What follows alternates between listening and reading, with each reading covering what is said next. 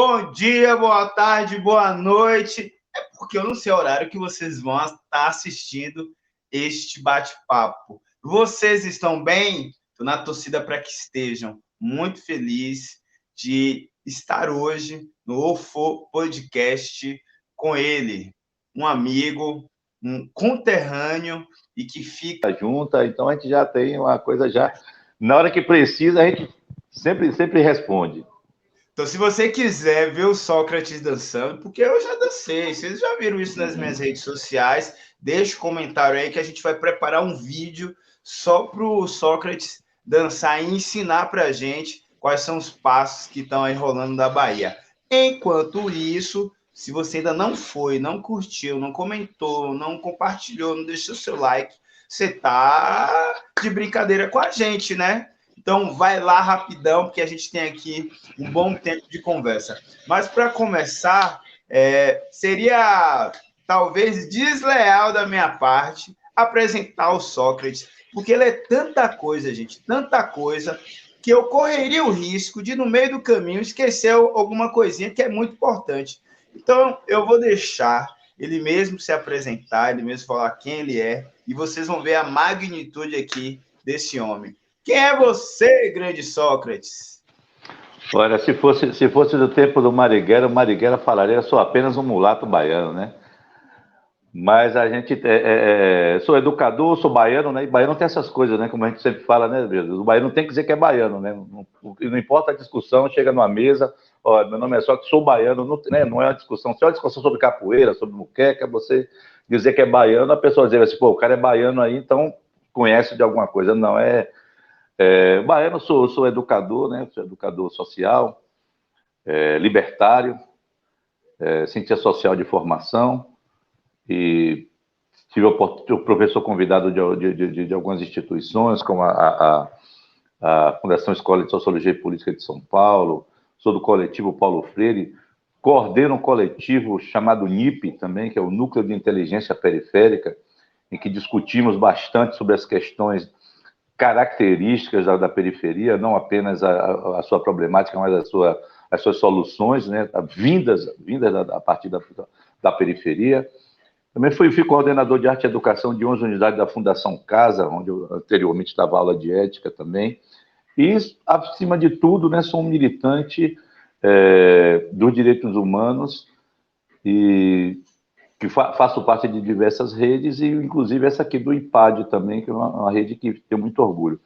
Hoje sou corresponsável pela formação política também da Rede Nacional de Bibliotecas Comunitárias, com a qual fazemos um trabalho já há algum tempo de formação sobre economia, sobre política, sobre sociedade.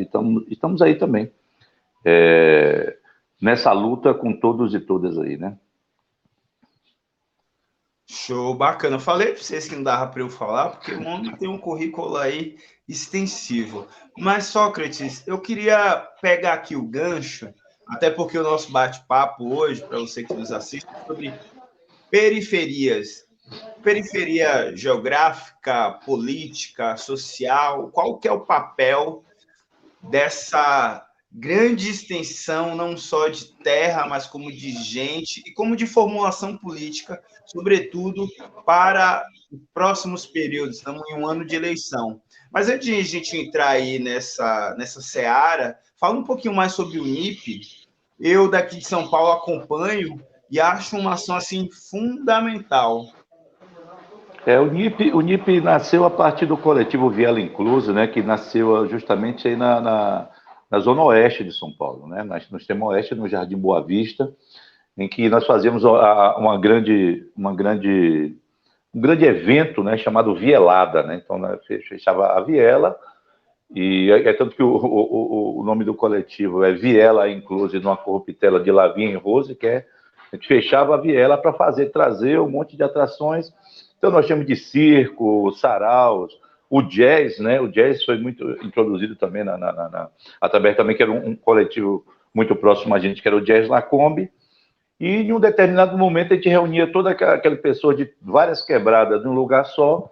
A gente viu que precisava ir além, né? Nós precisávamos trazer uma discussão política, trazer uma discussão social, para além do entretenimento, além da arte e da cultura.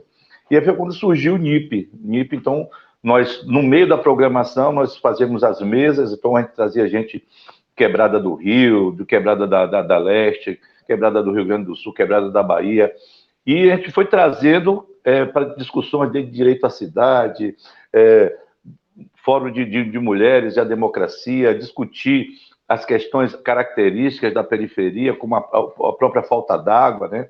Esse racismo ambiental que sofre, né? Que é você, a água falta na periferia, mas não falta em outros lugares, né?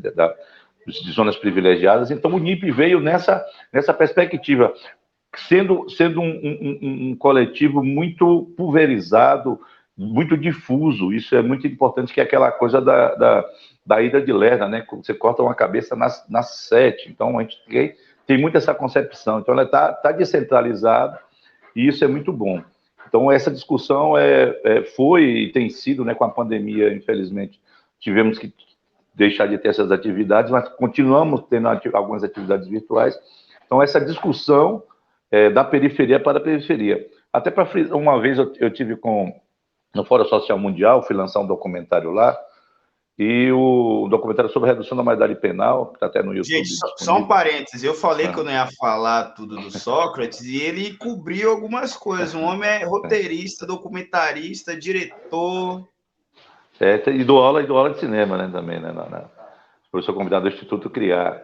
E lá no debate com o nosso grande sociólogo, né, o Boaventura Souza Santos, ele falou uma coisa que falou bem assim: nós, sociólogos, temos que estar mais na periferia, temos que estar nas comunidades, temos que ouvir mais, tal, para poder entender mais. Aí eu peguei e falei para ele bem assim: mestre, na verdade, não é que nós temos que estar lá. A periferia, a Quebrada, está cheia de sociólogo, arquiteto, pedagogo, historiador, ou seja, até os pensadores que a gente tem como um pensamento progressista carregam ainda essa diferenciação de que a periferia é um lugar, é um zoológico, é um ambiente a ser estudado como um objeto de estudo, mas com distanciamento social necessário para que não haja uma mistura naquilo, né? Então, a gente tem que saber que a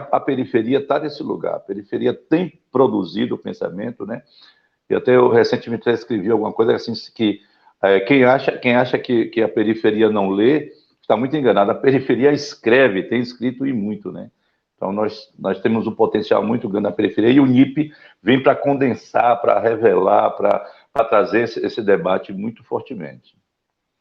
De fato, a pandemia causou, né, até de alguma forma entendermos como que a tecnologia digital daria conta dessa necessidade de nos encontrarmos, de estarmos juntos, de conversarmos. Teve aí um hiato onde diversas coletividades, grupos, né, tiveram uma série de dificuldades. Você consegue analisar a partir, né, do processo antes da pandemia, durante pandemia e pós-pandemia, como que o núcleo de inteligências periféricas tem contribuído com o desenvolvimento territorial? Bom, para começar, nós temos que trazer algumas coisas que o que a pandemia revelou foi uma desigualdade digital, né? Para começar, uma grande desigualdade digital. Então, desde a escola formal até as relações laborais e até qualquer outra coisa. Quando você não tem um equipamento, você tem sinal, mas não tem equipamento. Você tem equipamento, mas não tem crédito para colocar no celular. Você tem crédito para colocar no celular, mas não tem um celular bom que a plataforma. Ou seja, então, a população, os grupos sociais, preto, pobre e periférico, eu sempre falo que essa combinação, inclusive eu tenho um trabalho científico sobre isso, que eu realizei na Universidade Federal de São Paulo, chamado Cartografia das Violações de Direitos Humanos na cidade de São Paulo, em que eu traço um perfil com um recorte no território, né, no racismo e na pobreza. Então, é o preto, pobre e periférico. E a gente faz um estudo de quando você pode ser preto, mas não é periférico. Você pode ser periférico, mas não é pobre. Você pode ser preto, pobre, mas não é periférico. Então, Quando essa combinação das três bate, o seu risco, né, de vida, inclusive, né, de ser morto pelos... E o foco da pesquisa era justamente sobre os agentes públicos, né? Era ser morto pelos agentes públicos que estavam a serviço que estaria a serviço da sociedade. Então, você vê que quando você tem um período como a pandemia, se revela muitas mazelas, né? Muitas mazelas, inclusive essa digital. Então, até a população conseguir, para começar a manipular, né? Você tem um equipamento, mas você não tem letramento digital para poder lidar com toda. Um dia é Zoom, outro é não sei o quê, outro é. Cada dia você viu uma plataforma aparecendo durante a pandemia. Você, como é que faz isso aqui? Como é que faz aquilo ali? E outras pessoas que já dominavam, que tinham essa tecnologia, sempre disparam na frente com todo o suporte, com patrocínios, inclusive, né? Que teve essa explosão de youtubers, e que eu sempre falo que os youtubers estavam crescendo no ritmo da curva pandêmica, né? Então era uma outra curva pandêmica, que era a curva do YouTube. E aí a gente percebe, e nós fizemos algumas intervenções, né, durante a pandemia, do NIP, trazendo discussões com a educadora Patrícia Pagu, inclusive a super aconselho, ela é pessoa da escola de rua lá de São Paulo. Nós tivemos a oportunidade de darmos aula numa universidade livre também, que é a Universidade Livre da Aldeia Maracanã, né, no curso de etnossaberes. Então nós começamos a também, porque aquela coisa o periférico, nós que aprendemos a nadar na correnteza da enchente, né, Jesus, a gente não vai morrer afogado na piscina do Clube Pinheiro, né?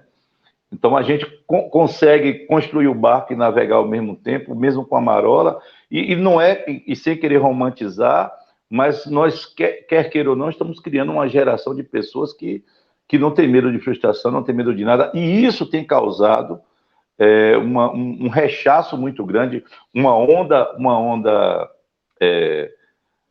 como é que se diz, reacionária, justamente nesse ponto, né? Então você hoje tem, quando você entra num restaurante, você entra em um lugar, e se tem um homem branco falando alto ou rindo alto, a gente fica curioso até de saber o que é que tanto esse homem branco está falando, até para você participar ou rir também.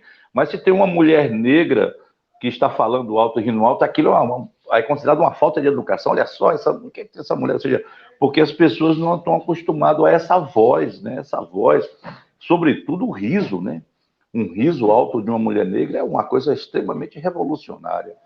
Então, a gente tem trabalhado muito essas questões que as redes sociais, e as redes sociais, por outro lado, vem trazendo também, né? Você está aqui, nós estamos aqui, e a Patrícia Pagu está, diversas outras pessoas periféricas que também criaram suas plataformas, né? Quer dizer, ficar à míngua de ser convidado para um programa de TV, e nós estamos, de alguma maneira, conseguindo democratizar. Eu acho que o NIP tem que vir muito nesse bojo, né, de conhecer, de trazer essa juventude, muitas vezes a colaboração dessa juventude que conhece um pouco mais de tecnologia, vem contribuindo para isso. E a gente tem muito a expandir ainda.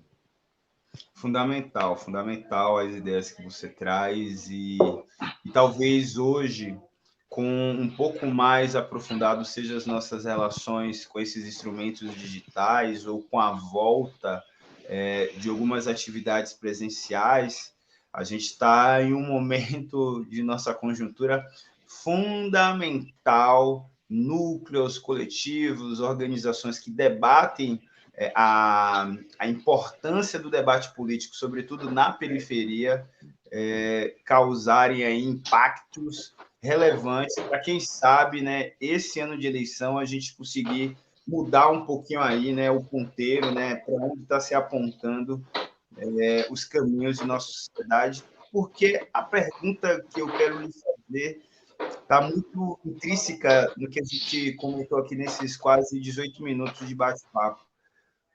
O que a periferia está necessitando nos dias de hoje? Mas antes de você responder essa pergunta, talvez seja importante você esclarecer aqui as ideias. O que é a periferia? Da onde surge isso e por que surge? Bom, pergunta de prova, né? Essa daí, como é que é educador? Essa é chamada pergunta de prova, né? Bom, a gente Hoje o conceito de periferia está muito além da questão territorialmente geográfica, né? Então, você tem um lugar como São Paulo, inclusive tem grandes estudos, né, que estuda a periferia de São Paulo, muito que eu debrucei muito com a professora Tereza Caldeira, Pires do Rio, né, o próprio Nabil Bondu, que tem um trabalho muito forte sobre a periferia. A periferia de São Paulo foi criada para você resolver um problema de higienismo no centro de São Paulo, né, onde os cortiços estavam muito próximos aos palacetes e vivia aquele centrão de São Paulo. Então, foi criado um vetor de crescimento da cidade, sobretudo para a Zona Leste, né, isso não, lá dos anos 30, com o aparecimento do ônibus, né? O ônibus veio revolucionar isso, né? Que a logística do ônibus era você abrir uma estrada, mesmo de terra, você não precisava ter energia, você não precisava ter trilho, era o ônibus, era capaz de levar e trazer as pessoas, então isso ia tirar as pessoas dali. Mas ao invés de só afastar um pouco do centro, afastaram muito do centro para criar uma faixa de especulação futura, para as futuras gerações, dos mesmos grileiros, dos mesmos, como é que se diz, invasores de terra, com a anuência do poder público, também elitista e higienista, em que essas terras que foram nada doadas, não foram um empreendimento popular, foram terrenos que foram cedidos por uma elite na área da Zona Leste, muito mais para lá de Itaquera, onde começou ali essa mesma elite que expulsou as pessoas do por outro lado, estava nascendo Higienópolis, né? Olha, até o nome do bairro já vem trazendo essa coisa não só da higiene, como a higienização, né? E até uma curiosidade, Jesus, o Higienópolis é o bairro no Brasil que proporcionalmente consome mais água. Então, você, né, não fala muito sobre isso, né? Enquanto você tem muitos territórios superpovoados que não tem uma gota d'água por semanas, você tem um bairro como aquele que é o bairro que mais consome, né? Não por per capita no Brasil. Então, isso então, nasce o Higienópolis, que era a promessa de se sair daquele centro onde você tinha pobre junto com rico, preto junto com branco, então tirar aquilo ali. Então, esse projeto de criação do que a gente entende como periferia, e diga-se de passagem, o conceito de periferia na cidade de São Paulo é muito mais forte do que em outros lugares, como citar duas cidades como o Rio e Salvador, nossa querida Salvador, porque a criação da cidade, você tem o Rio de Janeiro, você tem as favelas convivendo de alguma maneira dentro dos bairros nobres, né? Aqui em Salvador, você sabe também a mesma coisa. De alguma maneira, você tem uma zona de mediação social constante, e além de nós termos a praia, né? O Rio de Janeiro e Salvador temos uma praia que é uma área também de mediação social muito grande. Então, você quer queira, você tem essa frequência de pessoas na praia em que o seu traje não, a priori, não lhe diferencia socialmente. Então, você tem alguma interação. Enquanto em São Paulo, você tem esse conceito de periferia muito forte. Então, você tem um afastamento mesmo. Tanto que se você chegar hoje, chega no aeroporto de Congonhas, você pode passar uma semana aí em São Paulo fazendo 1000 coisas e você não vai ver uma quebrada. Entendeu? Porque a quebrada mais próxima que tem ali, ou seja, para você pegar do centro, ali, o centro expandido, é o Real Parque, talvez, né? Ali do pessoal dos Pancararus. O resto é muito longe, então você tem aquela zona de exclusão na capital muito forte. Então aí você tem, dentro disso aí, você tem um novo conceito, que é as ocupações que você tem no centro, a própria favelização, a precarização da região da Luz e diversos outros lugares, muitos prédios abandonados que se tornaram ocupações, trouxe esse novo olhar de periferia, uma periferia centralizada, geograficamente, inclusive, né? E, por outro lado, você, com o aparecimento de bairros como Morumbi, Alphaville, né, no caso aí de São Paulo, você tem um tipo de periferia que é uma periferia elitista. Então você começou a confundir, peraí, eu sou da perifa, se a pessoa é do Morumbi, é da perifa. Aí, mas Higienópolis, Paraisópolis está ali do lado. Então, como condensar, como você chegar a um tipo de acordo social em que aquelas duas comunidades sejam consideradas periféricas, né? Ou seja, aí você entra em um outro conceito de eliminação das condições sociais que vai determinar o ser periférico, entendeu? Uma cultura sobretudo a qualidade de vida. Então, você tem, por exemplo, nos jardins, na última PNAD, você tem que nos jardins, a expectativa de vida é 24 anos a mais do que a do Jardim Ângela, na mesma cidade, e o detalhe, está a 25 quilômetros uma da outra. É como se a cada quilômetro que você andasse para a periferia, para a Zona Sul, você perdesse um ano de expectativa de vida. Então, assim, você vê o quanto esse degradê, essa gradação, à medida que você vai se afastando, que são esses indicadores. Então, a mesma coisa, esse indicador, você chega na região do centro, nas ocupações, em outros lugares ali, você vai ter na região da Luz, você vai ter uma expectativa muito parecida com o Jardim Ângela, que é um dos piores indicadores de São Paulo, né? Depois tem Macilac e tal. Então, assim, esse conceito de periferia virou algo como uma condição, né? Uma condição social, não apenas geográfica.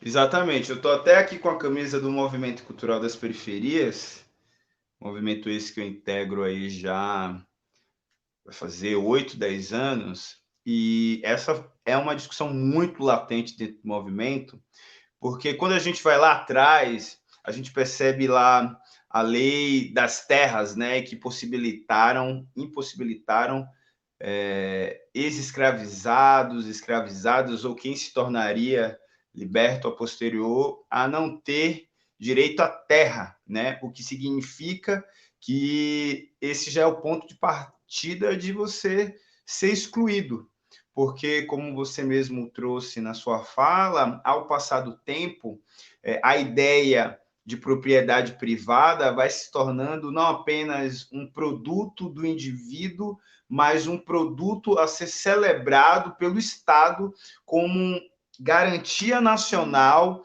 e, neste sentido, determinados espaços da cidade vão se tornando tão caros, né, de altíssimo custo, e que o Estado mesmo investe para que esse proprietário possa fazer esse processo de gentrificação. A gente estava discutindo aqui há um tempo atrás o que o governo da cidade de São Paulo tem feito com o debate do plano diretor, né? A gente tem uma região aqui do centro de São Paulo que empresas controlam e fazem o que querem, e o pior, a partir do subsídio, né, do investimento para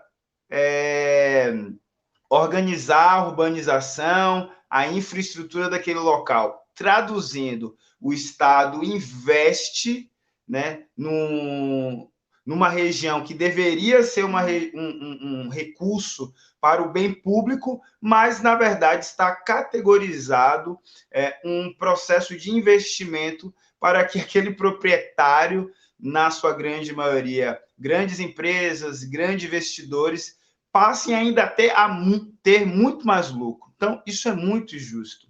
Você falou do Rio de Janeiro, a gente tem como parte da história, né, ali o Morro da Providência, talvez como um primeiro exemplo do que é essa favelização, né? A galera foi liberta, entre aspas, foram dispersas, né, da onde circularmente viviam, e não tinham para onde ir, e começam a fazer esses emaranhados de subcasas, porque a gente não pode chamar isso de casa, de lar, né, sem água, sem esgoto, sem energia elétrica, e isso permanece até hoje.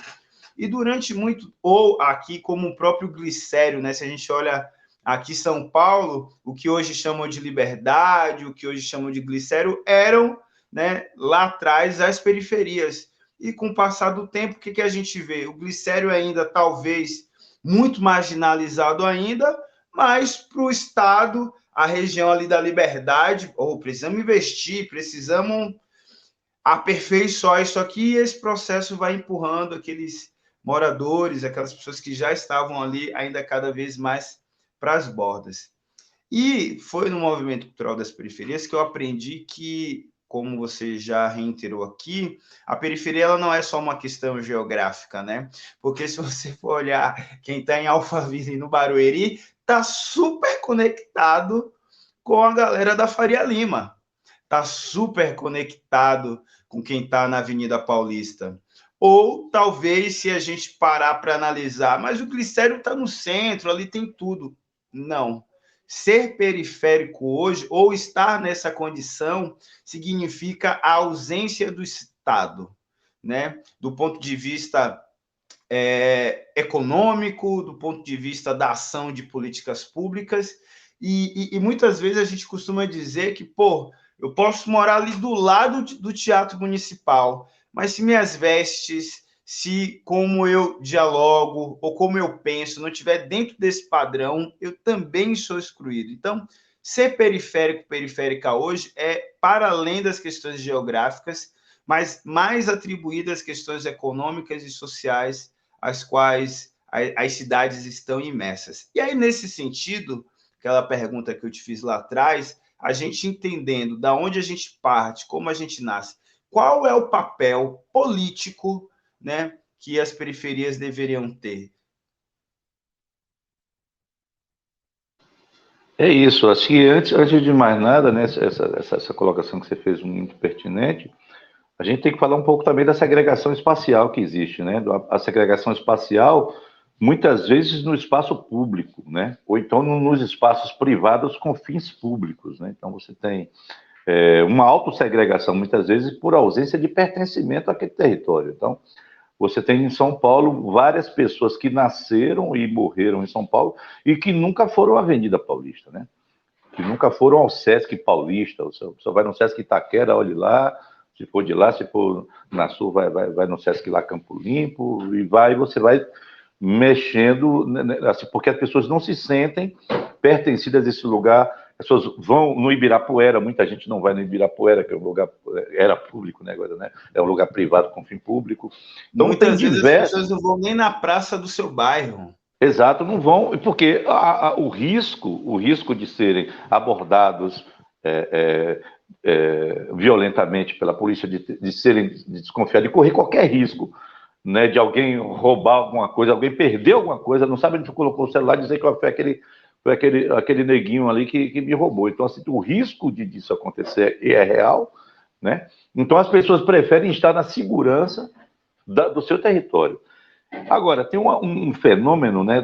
Esse papel da periferia, como você traz, um papel da periferia, nós temos um fenômeno acontecendo há um bom tempo. Né? Então, você tem, eu tenho falado muito sobre isso nas minhas intervenções, sobre um hackeamento, Jesus, um hackeamento. Né? Então, você tinha uma escola pública na periferia, há 20, 30 anos atrás, né? Botar aí 20 anos atrás ali que eu faço esse marco temporal, mais ou menos com a política de cotas. Você tinha, há 20 anos atrás, você tinha professores e professoras, diretores e diretores da escola, que não tinham nenhuma relação com aquele território.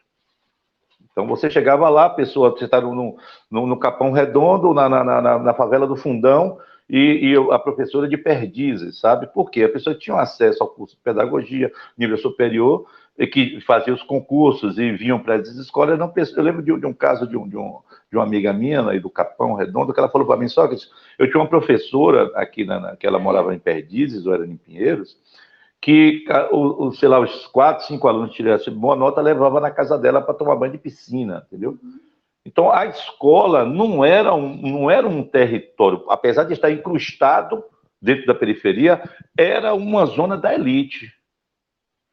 Então, não existia o pertencimento pelo entorno, pelos frequentadores da escola, e mais que isso, não tinha o pertencimento, não existia um imaginário habitável de que ele ou ela, a menina, pudessem ser um professor, que é uma coisa tão, né, tão, assim, digamos, acessível, não é ser um doutor lá das quantas, né, ser o professor da sua própria escola, né, porque não viam, né, na TES, na CUT, não via no comportamento, que eram os carros lá estacionados, aqueles carros que se ganham de presente quando se passa na USP. Então, não havia isso. Com o sistema de cotas, isso começou a ser hackeado, ou seja, à medida que a gente estava hackeando a universidade, entrando na universidade em uma quantidade maior, porque a universidade, por mais que a gente imagine esse lugar de excelência, e se fala muito em educação, mas a principal função da universidade é a dominação, né?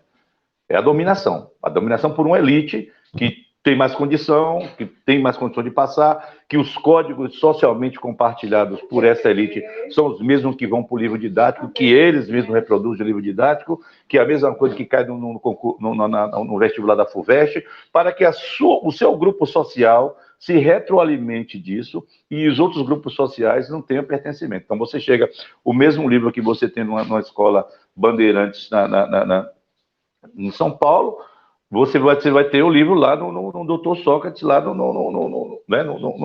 na Zona Sul.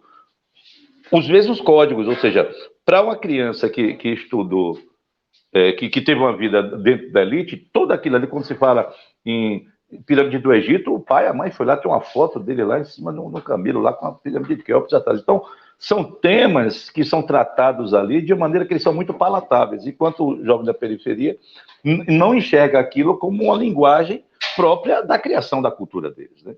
Então, existe aquilo que o Bourdieu chama de arbitrário cultural dominante, né? Então, esse arbitrário é colocado. No momento em que você chega na universidade, numa pequena escala, você é tragado por isso. E a educação não é libertadora. E a universidade, nesse caso, tem a função de moldar aquele negro, aquela negra, aos moldes de uma elite. No momento em que você tem uma entrada muito maior, você tem uma universidade que começa a ficar mais retinta. Então, antigamente, estou falando no nosso tempo, há poucos tempos atrás, você tinha lá um diretor acadêmico e acabou, né, dentro da universidade. Hoje não, você tem um núcleo de mulheres negras lésbicas, ou seja, isso é um avanço muito grande, né, que essa elite... Então, a gente começou, ao mesmo tempo que a gente hackeava a universidade, a gente começou a hackear a escola pública. Nós chegamos na escola, aí vai chegar lá, quem é a sua professora? A sua professora é a sua tia, é o seu tio. Então, você vai para a escola e seu tio e a sua irmã mais velha, a sua mãe é a diretora da escola, e você começa a enxergar aquela escola como um lugar seu. A chave da escola, no final de semana, está na mão da diretora que mora no entorno. Então, essa escola começou... Então, não é à toa que você eclode isso aí nas ocupações, né? Nas ocupações que... Isso já é o resultado de um jovem com pertencimento em relação àquele lugar que era a escola. Então, a escola é nossa. Esse pedaço de Estado aqui é nosso, porque qual é o Estado que a periferia conhece? É a Polícia Militar, é o IML, é a presença mais forte que se tem de Estado nesse lugar. Então, assim, esse hackeamento, que vai ser numa conversa que a gente vai adiantar lá na frente, é esse hackeamento também que a gente, de alguma maneira, está fazendo com o partido político. Né? Então, a gente está ocupando o partido político de uma maneira tal que já está começando a ter... O partido político tem que ter um núcleo, tem que ter um pessoal negro. Tá? A gente teve discussão semana passada sobre isso. Então, de que maneira... Então, isso incomoda, da mesma maneira que a gente, apesar de essa onda reacionária a gente sentir muito, o imaginário da gente está mudando, mas o imaginário também da elite está mudando, porque é complicado como ligar a televisão, ver uma âncora, uma mulher negra e um homem negro, né? Porque a gente comemora aqui quanto xingamento nessas salas dessa elite deve ter. Então a gente está fazendo... Depois de quanto tempo, né? Talvez Exato. comentando a última semana que passou, na verdade, 2 jornalistas, 2 âncoras, né, um homem e uma mulher, foram pela primeira vez em quase 50 anos do Jornal Nacional, se eu não estou enganado, a bancada ali de apresentar, e não foi só por um dia, né? Então, talvez beira o absurdo. Eu fico muito reflexivo, né? Será mesmo que é para celebrarmos? E aqui, fazendo um parênteses, eu não estou dizendo que não temos que ficarmos felizes, mas quando a gente observa que se passaram 522 anos para a gente obter essa possibilidade, eu fico pensando que para deixarmos de ser periféricos, porque talvez essa não seja... Ser periférico não é um status, né? Embora tenha se ressignificado, embora hoje tenham camisas, logotipos, enfim. Mas não é algo que é ser legal, porque você está excluído de todo o processo de desenvolvimento da sociedade. Você está aquém do desenvolvimento social, cultural, tecnológico, a qual a sociedade que você mesmo está ali inserido tá. Então, não é tão legal. Ser periférico não é nem que não é tão legal, não é legal em hipótese nenhuma. Mas com esse processo de ressignificação, talvez tenha nos deixado num lugar um pouquinho mais confortáveis, mas sendo assim, né, na altura do campeonato, ainda estávamos celebrando duas âncoras pretas e um telejornal, o estado periférico me parece que vai perpetuar aí por um bom tempo. E aí eu reitero aqui a pergunta. Você já respondeu, né, a partir, né, da sua fala, mas eu quero aprofundar ainda um pouco mais, porque a gente vê um processo de incidência dessa população, seja na academia, seja nos espaços institucionais. Mas qual que é o nosso papel de fato? O que nós temos que fazer, sabe? Porque quando a gente olha na academia, somos a periferia da academia. Quando a gente olha a política, ainda somos a periferia da política. Quando, na verdade, né, o próprio enunciado aqui de nosso bate-papo fala, né, periferia é o centro do debate.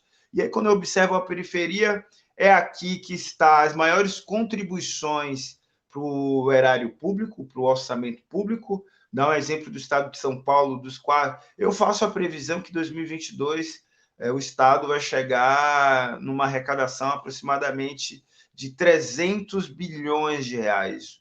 O maior orçamento, só fica atrás do orçamento do governo federal, é o segundo maior do sul global. Em relação ao norte, obviamente, você está aquém, né? Mas quando você olha o estado de São Paulo, a cidade de São Paulo está entre os 10 lugares, né, mais bem relacionados financeiramente do mundo. Mas esse dinheiro não chega na quebrada, né? Então, que papel central, na sua opinião, na sua visão, as periferias devem cumprir, sobretudo nesse processo eleitoral de 2020? A gente já vê que muitas pessoas já se candidatam, né? Pessoas oriundas da periferia. Isso sempre aconteceu, aí alguém vai lá na Altonieta, alguém vai lá no Abdias, é verdade. Mas eram em tão poucos números e que o aumento vertiginoso dessas pessoas entendendo o seu lugar na política, de alguma forma corrobora com que mais políticas públicas possam existir.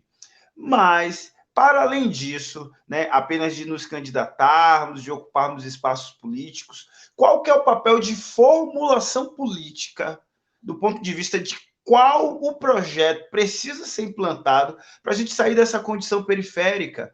Porque isso, na verdade, você estava no encontro e tinha um professor, um griot nosso, que estava ali questionando, né, que talvez o nosso problema seja essa auto-intitulação de periférico.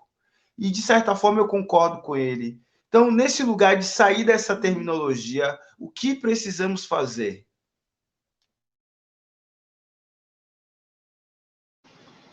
Bom, antes de tudo, a gente tem que, voltando um pouquinho à nossa última fala, quando a gente fala de dois âncoras, né, negros, é muito além disso, né? Por isso, assim, é para se animar, talvez no campo do imaginário, para algo que possa vir, porque não adianta você ter jornalista negro, se você não tem um jornalismo negro.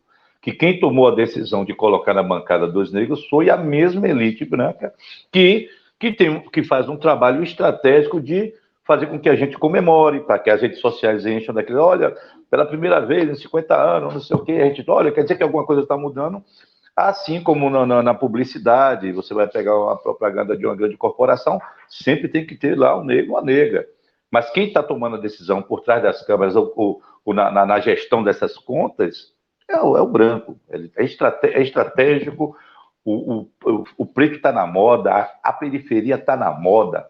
Então, o que existe hoje, Jesus, é muito mais uma apropriação dessa elite branca, do capital, com a cultura negra e periférica, do que outra coisa. Então, assim, nós estamos navegando nesse mar. É nesse mar que a gente está, um mar que não é nosso ainda, porque Se esses mesmos grupos colocarem a mão e dizer que não vai mesmo. Então, por enquanto, ainda é assim. Mas, como eu falei, muita coisa mudou. O que é que a gente tem que chegar? A gente tem que chegar num campo de representação muito mais letrada. Não do letramento científico acadêmico, do letramento antirracista, da consciência de nossa classe, da nossa consciência de territorialidade. Senão, o que acontece? Nós tivemos na última legislatura, se não me engano, foi na última, né? Nós tínhamos de 513 deputados e deputadas, nós tínhamos 45 pessoas negras. Sendo que dessas 45, a maioria estava muito mais ligada à bancada da Bíblia, né? A bancada evangélica, que não estava ali defendendo pautas da nossa luta do movimento negro. Então, assim, não adianta simplesmente nós elegermos pessoas, né? Nós temos que eleger pessoas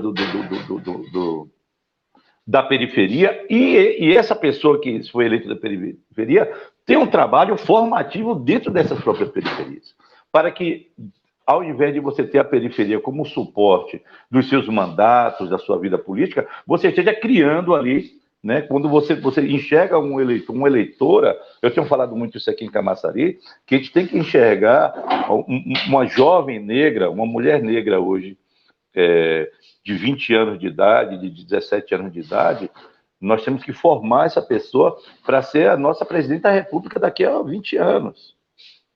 Se a gente não trabalhar para isso, se a gente trabalhar para nos reeleger e fazer um tipo de trabalho fisiológico para nos reeleger, nós vamos estar fazendo o mesmo modus operandi de toda essa lei que fez, e nós vamos fazer aquela coisa do oprimido se tornar opressor, né?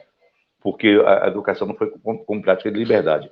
Então, esse viés libertário que nós temos que ter, nós, enquanto educadores, enquanto agentes públicos e, quem sabe, agentes políticos, né?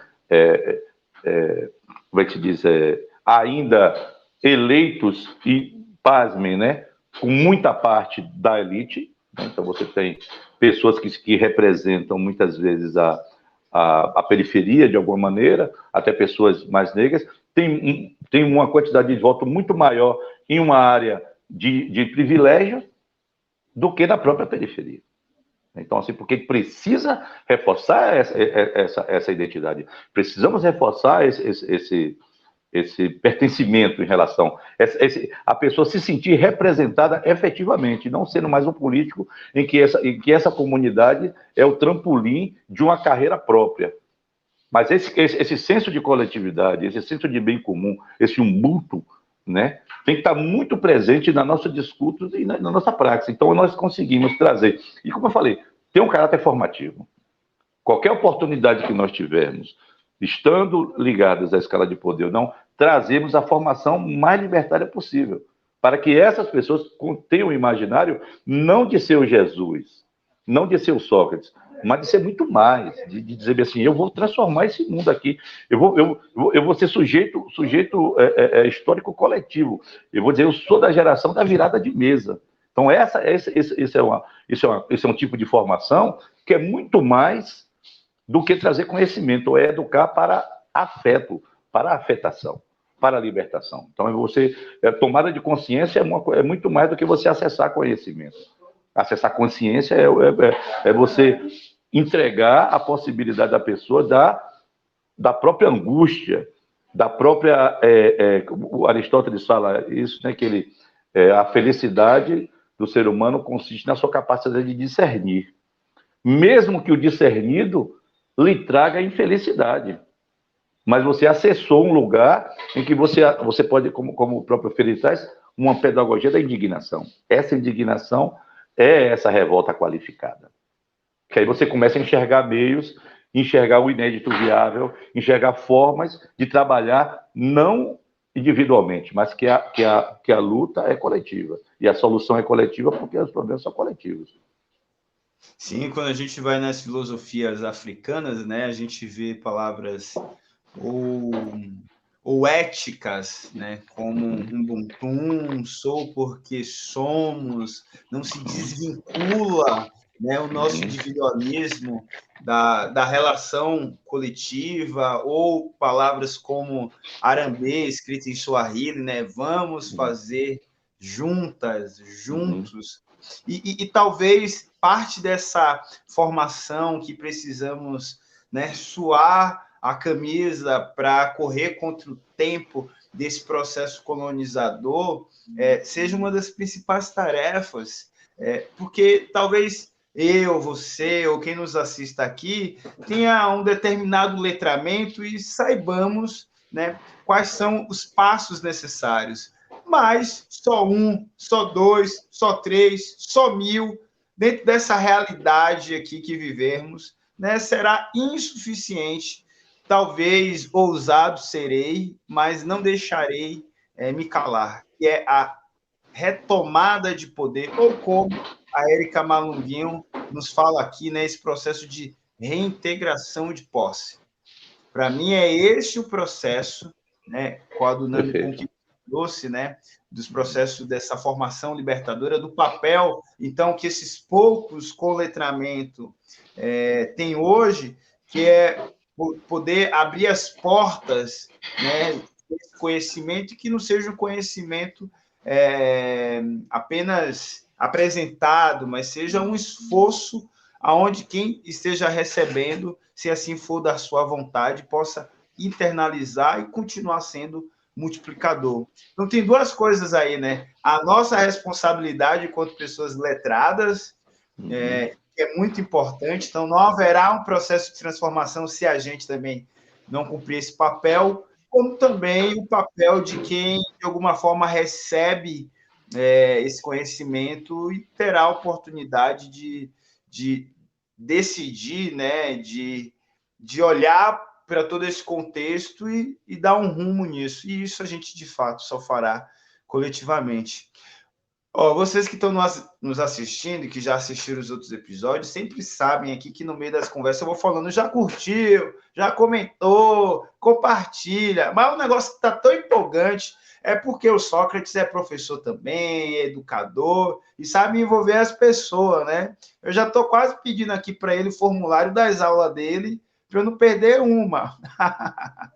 Mas a gente também vai chegando no finalzinho do nosso bate-papo. Produção, vamos aumentar esse negócio, produção. Só 1 hora conversando com essas feras aí, com essas pessoas. Não dá, precisamos de mais. Então, se você quer mais, se você tem sugestões, palpites de tema, também escreve no comentário que a gente vai preparando aqui para que a gente possa fazer esse bate-papo aqui junto com você, para que a gente possa fazer esse processo também, um processo coletivo e de troca e de escambo. Mas eu não poderia também deixar de perguntar, mesmo a gente chegando aqui no finalzinho, que é o seguinte, Sócrates, já entendemos qual que é a origem das periferias, né, como que surgiu tudo isso, já entendemos como que a realidade de hoje continua sucumbindo, né, essa periferia, já entendemos como podemos sair desse lugar, desse status, né, de ser periférico, mas eu queria te fazer a pergunta que é, dentro do contexto hoje, né, da realidade da conjuntura política do país, o que sobrará para as periferias? Você tem expectativas de que a gente sairá dessa com facilidade ou não? Tanto é que esse final de semana aqui em São Paulo teve a Expo Favela, a galera da Frente Nacional Antirracista realizou, e eles estão tentando cunhar, né, uma frase que eu tenho um total acordo, que nós não somos decadência, nós somos potência. Você acha que há espaço aí para um curto período de tempo a gente se desvencilhar e poder reconstruir, né, por meio da afetividade, essa comunhão? Bom, Jesus, é muito difícil perceber uma revolução enquanto ela está acontecendo, né? E nós estamos no meio dessa revolução. Então, para quem viu o período de história, que viu a ditadura militar, aquilo era uma revolução que estava tendo a contra, né? A contra-ditadura era uma revolução que estava acontecendo, uma revolução democrática. Muita gente morreu e era sobretudo nos anos 70, era um acúmulo de dores, né, terríveis, que parecia que aquilo nunca ia acabar. E a gente vê que de alguma maneira não acabou, mas a gente conseguiu transpor isso aí. Então, são processos sociais. Então, eu sempre falo bem assim, se há hoje um governo tão Ninguém, ou seja, em ciência política, em sociologia, não existe uma coisa que acontece do nada, né? Então, tudo tem uma explicação. Então, você tem hoje um governo que tem práticas fascistas, racistas, retrógradas, porque há um incômodo que foi criado na sociedade para que essas representações ganhassem poder. Então, elas estavam ali o tempo todo, ganharam poder representativo, institucionalizado, eleito, por quê? Um discurso de ódio é um discurso contra algo que está acontecendo, né? Porque se você tem que... Aquela coisa que a gente sempre fala assim, a revolução é estética também, né? Revolução é estética. Você pode ver que há muito pouco tempo atrás, Jesus, todos e todas e todos estão nos ouvindo e vendo, você tinha a figura do periférico, a figura do negro, da negra, em um patamar que era as vestes, a roupa, era a coisa maltrapilha que lhe remetia ao período da escravidão. Há muito pouco tempo atrás, né? Você não via pessoas usando uma roupa que salvo ali a exceção, você sempre tinha uns padrões de roupa, padrões de cores, né? Até que eram caracterizados ainda por esse resquício escravocrata. Você chega em um ponto que, né, a estabeleção de moeda, estou falando aqui agora de um período histórico muito curto, estabeleção de moeda, plano real e tal. Você tem um processo em que esse negro e a negra vai se aproximando daquilo que o branco usa. Então você tem a explosão de uns 25 de março desse vendendo camisa Armani, a pessoa compra lá mesmo sabendo que é falsificado, Lacoste, não sei o que e tal. Mas você tem de um período um pouco mais curto para cá, uma autoafirmação do povo negro.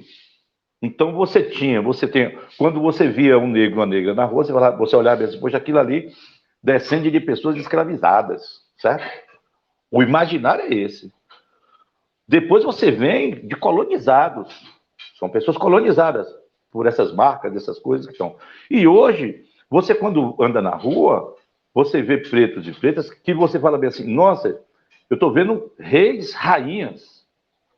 Eu estou vendo deuses e deusas o tempo todo na rua, com seus turbantes, com seus adereços, com suas indumentárias belas, coloridas, que lhe caracterizam isso muito forte. Então, você tem uma revolução estética muito grande. E isso incomoda. Incomoda, porque aí a pessoa aí vem um processo de apropriação que já o turbante, o rasta louro, e vem querendo trazer tudo isso aí, porque a revolução está acontecendo. Agora, a gente tem que saber que a sociedade, a civilização, por assim dizer, não corre de forma linear. Você vai ter um avanço e você vai ter um retrocesso que é característico de quem perde o privilégio. Quem começou a perder o privilégio e ver a que horas ela volta, começou a ver que o filho da empregada, a filha da empregada, passou na faculdade e não vai ser empregada, né? Quando você tem o custo da diarista indo lá para as alturas, que isso, porque não tem mais a disponibilidade de diaristas, e isso criou uma sociedade que está querendo trabalhar contra isso, ou seja, aquela coisa que Milton Santos fala, né? Que essa classe média, essa elite, ela luta por direitos, ela luta pela manutenção dos privilégios. Então, todo esse processo que nós vimos atravessando, mesmo com o espasmo progressista no início dos anos 2000, que nós atravessamos, com políticas afirmativas, com toda uma agenda afirmativa que trouxe condições para a gente hoje estar debatendo aqui, inclusive, que nós não tínhamos nem esse lugar para debater, criou um incômodo muito grande, e aí você tem representantes, né, que vêm com discurso contra isso, contra a cota, contra a presença de negros, homens, mulheres, e em todos os lugares que antes era de privilégio dessa elite, sobretudo a universidade, e aí você começando a chegar no mercado de trabalho também, você tem já pessoas que estão trabalhando em grandes corporações que são de origem periférica. Então, isso é uma revolução que está acontecendo. E nenhuma revolução vem acontecendo sem uma contra-revolução. Sem a tentativa dessa sociedade de privilégio tentar barrar isso. Agora, é um rastilho que foi aceso.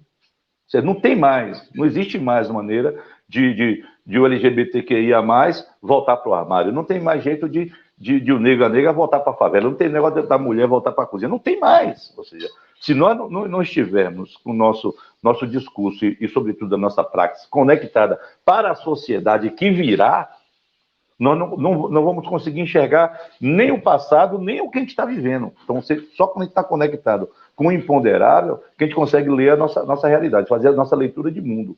E perceber que existem coisas acontecendo, e essas coisas, essas iniciativas, essas lutas em diversos territórios, não, eu estou falando até em termos de aldeia global, essas conexões, se a gente transformar, conseguir, para além de uma rede, transformarmos isso numa cartografia de afetos, como tem acontecido, diversas redes se unindo e percebendo que, compartilhando indignações e soluções e representatividades, nós vamos deixar de ocupar os espaços como capitães do mato.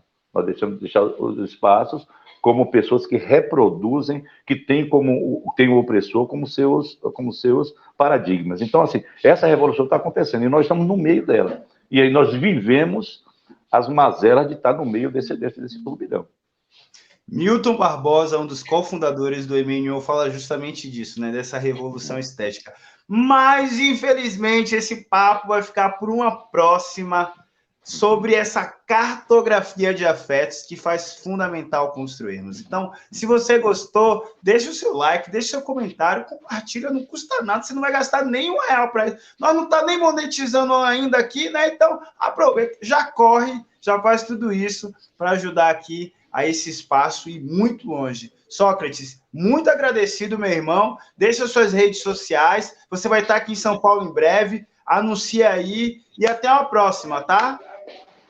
Até uma próxima. Queria agradecer a todo mundo, agradecer o Bob, agradecer a Marta, todo mundo que está nos bastidores aí que fazem as coisas acontecer, e colocar que nós estamos à disposição da luta, né? Nós temos essa missão e fazemos do ofício uma luta, da luta uma missão, e estarmos juntos, vamos estar todos juntos. E quem quiser me seguir lá no Instagram, Sócrates Magno Torres, vai me achar lá fácil, e vamos para frente.